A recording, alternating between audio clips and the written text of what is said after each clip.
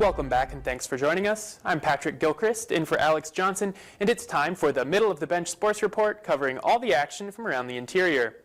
2 games in, the University of Alaska Fairbanks basketball teams have seen their early season records move in opposing directions.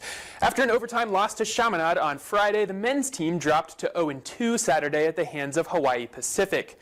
Shooting proved key in the 80-67 defeat. The Nanooks sunk their field goal and three-point attempts at decent rates of 39% and 30%.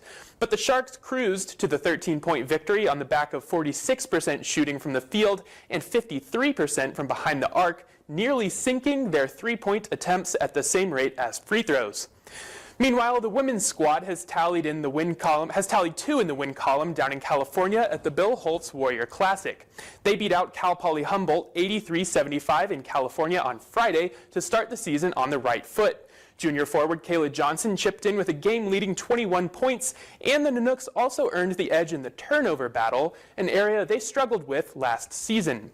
Their good form continued in the second game in California as the Nanooks topped Jessup 66-48 on Saturday. Most of their 18-point advantage came during an explosive first quarter, at the end of which UAF was up 19-4. The back-to-back victories are a promising sign for the Nooks, who already have half as many wins as they did throughout all of last season when they finished with a 4-23 record. The Nanooks rifle team was also in action over the weekend, facing off against 2 ranked opponents in Colorado. First-ranked UAF took the matchup against the 7th-ranked Air Force Academy on Saturday on a 24-point margin, winning in both small bore and air rifle disciplines. Nanook Cecilia Aussie also topped out the individual charts with an aggregate score of 1188.